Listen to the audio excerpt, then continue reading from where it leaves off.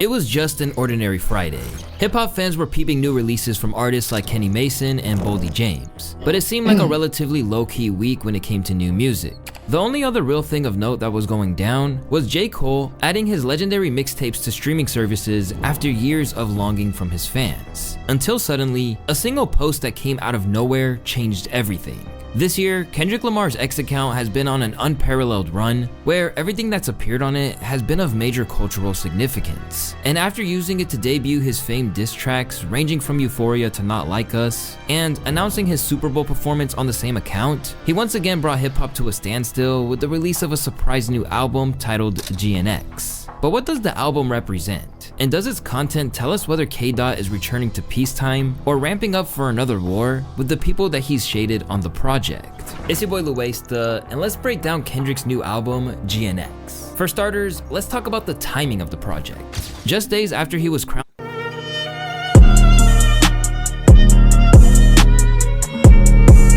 Hey, we back with another reaction. Hey, put y'all cash up in the comments, man. Y'all know how I do. Well, hold on. One second. I gotta get myself together. But hey, the question is, what age did I join the military? That's the $50 question. I know I messed up in one of the other videos. I said what year. I saw y'all putting a year in the comments. I'm like, bro, what year? I'm like, why y'all putting a year? But I went and replayed it and I did say year. I be tripping sometimes, but I meant age for the $50 question. So I'm gonna let y'all keep doing the age and I'll be giving away that 50 soon. So whoever get it right. Another thing, Kendrick Lamar album just dropped and it is fire. Straight fire. It's crazy because when the beef started, when the Kendrick beef and the Drake beef started, I literally text Drake and said, please do not start with him. He is something wrong with Kendrick. Something wrong with him mentally. You feel me? Like, you ain't finna beat him. Not in no rap battle, none of that. The boy, he like autistic or something. Like when you got people like that, you just don't mess with them. I saw one of them outfits Kendrick had on, and I said, anybody who dressed like that is somebody you just don't want to go to war with. You just don't. You feel what I'm saying? I text Drake, I said, please, Drake, if you like your career and you light skin, you can't let the light skins down no more. You already been doing too much. And then he goes and then start a whole war with Kendrick and now gets annihilated. You know what I'm saying? And then now he's making it worse. He filed a lawsuit on Kendrick because they playing the Not Like Us song too much. How you get beat so bad and now you putting out a lawsuit because the song getting played too much? Bro, it's just going downhill for Drake. I think Kendrick has ended Drake for good. You know what I'm saying? But we're going to get into this video. But on the serious note, I think Kendrick is the best rapper of all time. That's just me. Y'all can tell me in the comments what y'all think. I think he the best of all time, man. He took down the light-skinned Pharaoh. You hear me? Drake. You hear me? He took him out like it wasn't nothing. You know what I'm saying? Wait, look at the video. Rapper of the Year by Apple Music, people wondered how this was possible without him releasing a full-length album. So, just like he once silenced retirement rumors sparked by a Twitter user by kicking off the rollout for Mr. Morale, he's shut down his critics once again, this time by dropping an entirely new project. And when I say surprise, I mean it. According to industry insider Brian Zizuk, even his label found out on Friday morning. Now, the record has made such an immediate splash that many believe it will dethrone the Wicked soundtrack from claiming the top spot. Named after the 1987 Buick Grand National Regal GNX, which came out the year he was born, this album could have easily just been a victory lap for K-Dot after a wild 2024. But instead, he decided that he wasn't taking his foot off of anyone's neck. In fact, he took plenty of shots at both familiar enemies and even some new foes. So let's decode the project. Although it's essentially the intro to the album, the song Whacked Out Murals proved that Kendrick was ready to go to war from the outset.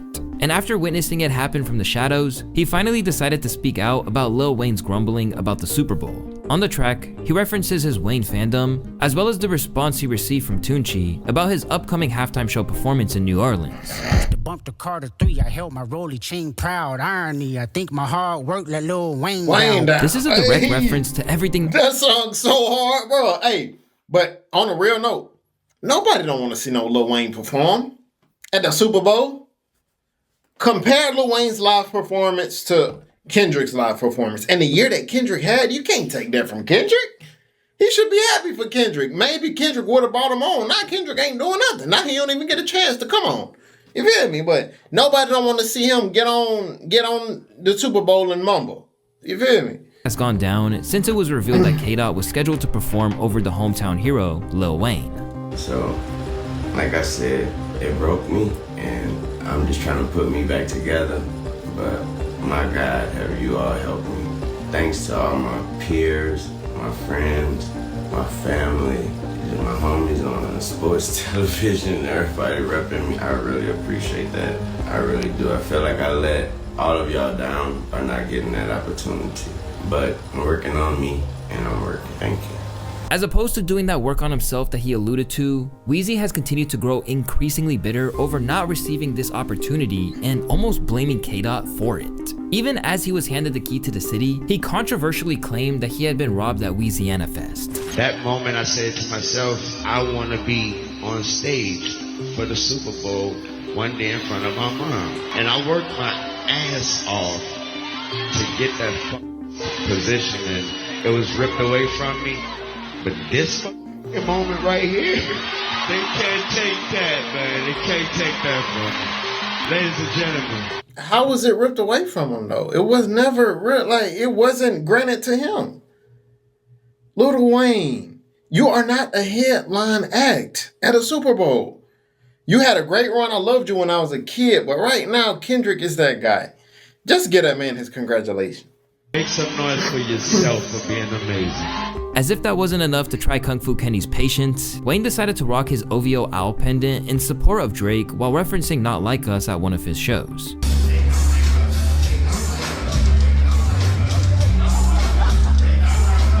After all this victim mentality from Weezy, and refusing to be happy for a kid who was a disciple of his, K-Dot finally had enough. On top of those bars, let's not act like the cover art might not be a little allusion towards the Carter 2, right down to the black and white photo. Clearly, the whole situation deeply bothered Kendrick.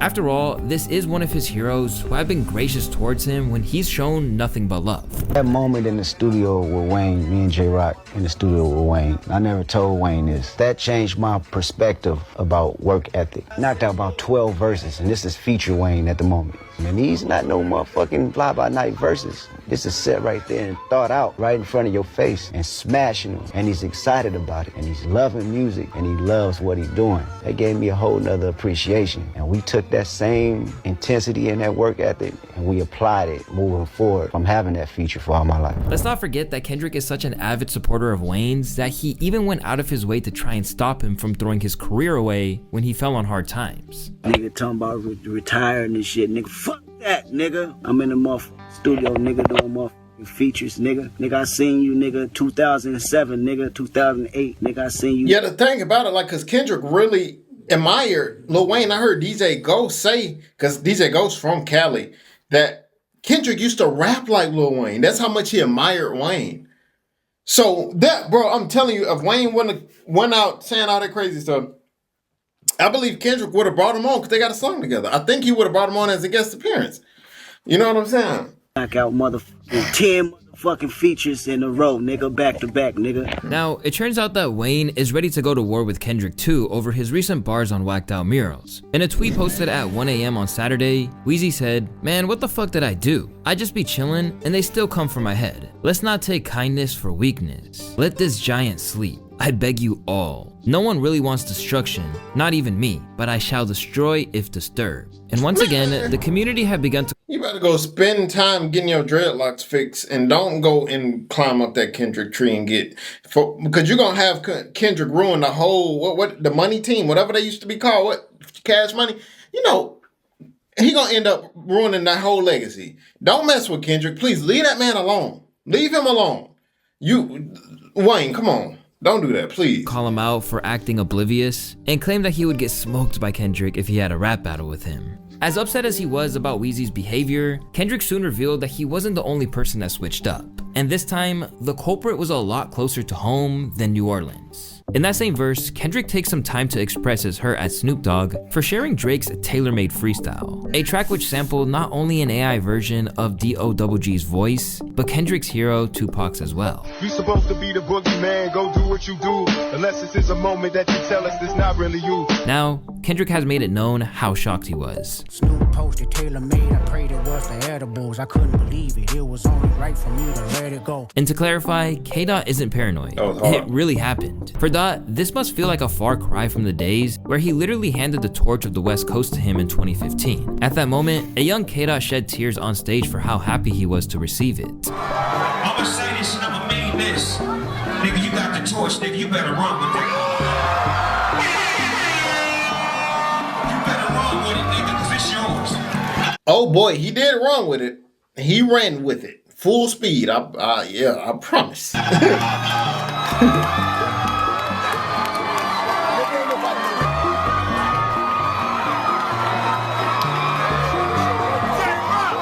However, in recent times, Snoop has taken a neutral stance that Kendrick might perceive as disloyalty. For instance, when asked about Kendrick headlining the Super Bowl, Snoop refused to firmly endorse him, opting for a non-committal response. Well, I don't really have no opinion, but what I do want to say is that just remember what the NFL was 15 years ago when it comes to hip-hop. How many hip-hop artists was able to grace that stage 15 years ago? So I understand both sides of the coin, and I understand how people feel. I have no answer, no opinion, because I had the opportunity to get up there via Dr. Dre. I didn't do any Snoop Dogg songs. I was up there helping Dr. Dre, and it became a great moment for all of us. So at the same time, Lil Wayne is the GOAT of New Orleans rap. Remember, I was at No Limit Records for 3 years, and I watched his whole career come to life and then watched them become the biggest. I watched him get bigger than me. You feel what I'm saying? And I was gigantic at the time, and I love seeing his growth. And me and Wayne is family to this day. Me and Kendrick is family to this day. And me and Jay-Z and me and Roger Goodell. So I don't know who is the decision maker. All I know is that I'll be home watching the Super Bowl, and when the halftime show come on, I'll be watching that as well. But it seems like Snoop might have really been impaired when he shared that infamous story, because when pressed, he immediately backpedaled and let K-Dot know that he's the ruler of the coast. K-Dot new album GNX, it was the edibles. West West King. Snoop's endorsement of Taylor Made wasn't the only way Kendrick clapped back at Drake's appropriation of West Coast legends. On the track Reincarnated, K-Dot sampled Tupac's Made Brothers from Gang Related.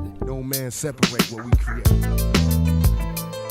Unstoppable. It was done in a way where he seemed to be reiterating that he was the heir to Tupac's throne. I did past life progression last year and it me up, reincarnated on this earth for 100+. Aside from commenting on Drake owning one of Pac's rings, this is one of the most explicit nods to Pac that he's made on wax, since he had a conversation with him on the conclusion of To Pimp a Butterfly on the track Mortal Man. But even after Drake seemingly bowed out of the beef, Kendrick made it clear that he wasn't done with Drizzy just yet. On Whacked Out Murals, Kendrick seemed to be hinting towards Drake's attempts to get dirt on Dot through financial means, only for his nearest and dearest in Compton to refuse to give anything up, even when the bag, or cryptocurrency, was waved in front of them. Niggas from my city couldn't entertain no boy, promising bank transactions and even Bitcoin. Plus, he seemed to let it be known that there would never be a ceasefire either, insisting that there will be no mediation that could get them on the same side ever again. I never piece it up, that shit don't sit well with me. Before I take a truce, I'll take them to hell with me. Staying with Whacked Out Murals, even the song's title is a reference to the feud between himself and Drizzy. It alludes to this portrait of Kendrick that was displayed at the restaurant Misa Bor in Compton being defaced by sour Drake fans. Today, they celebrated K-Dot saluting them, writing on IG that, "A few months ago, our Kendrick mural got hit. Of course, we were pissed and wanted to fix it, but it just kept getting worse." Flash forward to today, and Kendrick drops a song about the situation. It doesn't necessarily make it okay, but it does feel good to have our hard work in the community immortalized in a song by one of the greatest to ever do it. Thank you at Kendrick Lamar for making the situation a little better today. But the subtle Drake slander and retracing of their beef didn't stop there. On Squabble Up, he kept at it, claiming that he still has beef and even referencing the fact that he brought Adonis into it with these bars. Pipe down, young, these some whole other politics. With him and some in him, that's a lot of. Don't hit him, he got kids with him, my apologies. Among the most overt displays of shade towards Drake that the project features is that Kendrick still made the Hard Part 6 as if Drake's diss track of the same name never ever even happened. But rather than focus on hate, Dot used it to specifically salute his TDE brothers, firmly ending any speculation that there was some tension between them. Not only did he salute Ab-Soul and his pen, claiming that he used to study his style, Dot also reserved bars for his PG Lang partner Dave Free. My nigga Dave had a champagne Acura. That nigga wore several hats, a producer, manager, director, and DJ. I watch him take some penitentiary chances, to say the least. By doing this, he made it evident that all of Drake's attempts at tearing them apart, with rumors of Dave being the real father of his son, didn't put a dent in their bond. Later, he explained why Black Hippie never materialized quite how they hoped. My motivation was the yearning for independence. Poured everything I had left in the family business. Now it's about Kendrick. However, Kendrick decided to place the blame on himself and revealed why he decided to set up PG Lang in the first place. I jog my memory knowing Black Hippie didn't work cause of me. Creatively, I moved on with new concepts in reach. Heading back towards the realm of beef, Kendrick has made it clear that he is no longer playing it cool when it comes to the competition. After saluting Nas for acknowledging his Super Bowl performance when other legends ignored out of spite, Won a Super Bowl and I'm the only one congratulating me. All agitated, I'm just glad they shown their faces. he then invoked the spirit on one mic on Man in the Garden. In the track, he let it be known that he wasn't even slightly fazed by the prospect of further warfare. Alongside that, he seemed to salute himself for how he handled the Drake beef, claiming, I burn this down, don't you play with me and stay with me. I'm crashing out right now, no one's safe with me. before then saying, I did it with integrity and still try hate on me. Just wait and see, more blood be spilling, it just paint to me. Then it was back to straight up shade in Drake's direction on Hey Now, where he suggested that he eliminated him once and for all. You play God, you gon' get what you asked for. We got the same 24, what you mad for? I put a square on his back like I'm Jack Dorsey. As if this message wasn't clear enough, he really drove it home with the line, "The black know I just strangled me a goat." Drake is angrily throwing threes on his basketball court right now after that one. But alongside all of the hate, there is plenty of room for love here too. On Dodger Blue, he salutes the city of Los Angeles. And even then, he lets it be known that he's not to be played with. Bitch, I'm from the land. Don't say you hate LA when you don't travel past the 10. And after years of speculation, he seems to be finally willing to admit that he's really as affiliated to the streets as people have speculated. Because on this track, he let it be known that he's not a studio gangster.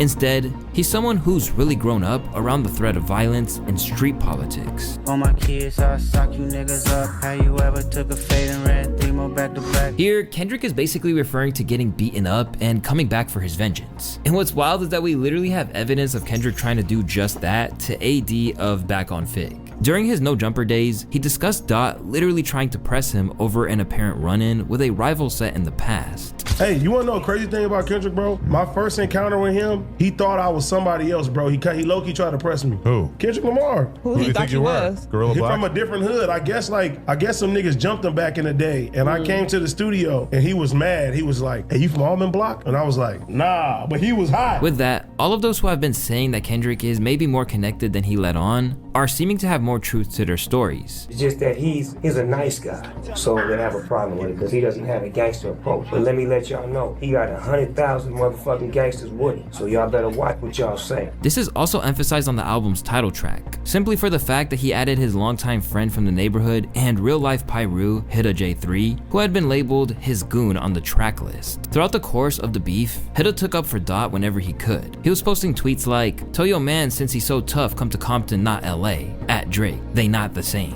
He literally even tried to squabble with Aiden Ross for his Dot slander. That's exactly why you got took by at Playboy Cardi, so come see what else get took playing in LA, at Aiden Ross. To him, this felt like the natural thing to do for someone who had genuinely uplifted not just Hida himself, who previously appeared on the album cover of To Pimp a Butterfly by K-Dot, but also countless others. I love bro to where I don't gotta talk to you every day to you know, represent what you represent. When you see somebody work hard and unlock doors that we can't reach and we don't get access to, so it's like, you know what I'm saying? Like, put more confidence in me and what I'm doing and who I am as an artist. Like, shine a light on me as an artist. Like, you know what I'm saying? Away from the beef, Kendrick got conceptual on Gloria, one of several tracks featuring his former TDE label mate SZA. It seems like a love song and perhaps an ode to his fiancée Whitney Alford. But with the final line of "My woman and my right hand, my saint and my sin, ain't no bitch like my bitch cause that bitch was my pen," K-Dot reveals that he's actually talking about hip-hop itself. In this sense, K-Dot is carrying on a proud tradition of rappers writing about hip-hop in metaphorical terms as a woman. Way back in the day, Common did the same thing on I Used to Love Her, while Eminem did something similar on the song 25 to Life. Meanwhile, on TV Off, Kendrick spends a lot of the track saluting Mustard, or as he said it,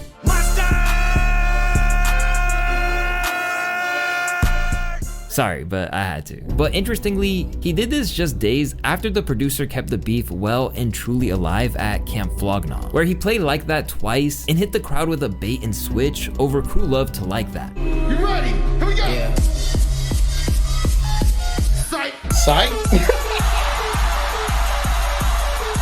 So it's only fair that he gave him his flowers with that now iconic Mustard scream. But amid all of the smoke that Kendrick gives out on this project, it should be noted that it's not just rappers that got his wrath. Because in a surprising churn of events, he seemed to throw shade at a comedian too. To be specific, he dissed Andrew Schulz of all people. Don't let no white comedian talk about no black woman that's law. This likely refers to Andrew's controversial take on what he termed as the black girlfriend effect, in which he spoke about black women in a derogatory fashion. What is the black girlfriend effect? Oh, you don't know about glow up the other culture. Yeah, so you'll see a guy who's had a black girlfriend, all of a sudden he's got buzz cut, like clean shape up. Nah, they shave their hair because they start losing it. Because they're so stressed being around this black girl complaining about shit all the fucking time. That's why they gotta shave their hair. Nah, bro, white guys with black girlfriends, they grow a beard because there's more cushion when they get slapped the fuck out of. That's hilarious. Hey, that was kind of funny. I ain't gonna lie. Hey, don't laugh. It was funny though. Like I try not to laugh. It was. We're gonna keep the video going, bro.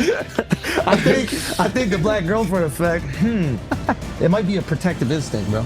An album that's filled with love, hate, and everything in between, Dog gave us a lot to ponder on this project. But with so many beats coming from the Bay Area sound that made Not Like Us a smash, it's clear he's having fun with it too. You know, anybody who's like, Kendrick's music's not catchy, it's boring, he just makes like snoozer songs, like sleepy ass music, da-da-da-da-da, like, you know, I'm sorry, how is that not a bop? Yeah, there you go. How is that not a bopper? That ruled. That was so fucking It was good. fun, man. And straight away, even some of his fellow rappers have been left in awe. After listening to it, IDK said, "If you're not coming like Kendrick, don't even try to drop. The bar set." Soon, Russ also saluted Dot's incredible work. New Kendrick album is elite, but not everyone is happy. Straight away, the OVO Avengers were trying to talk down on the record, only to get clowned for it, such as the Academics owned X account that said, "Bro went 0 for 12. Meanwhile, on Academics' livestream chat, the majority of viewers agreed that the project was fire, while others decided to question how he heard a 44-minute album in 5 minutes. But it should be noted that Academics doesn't actually run that secondary account.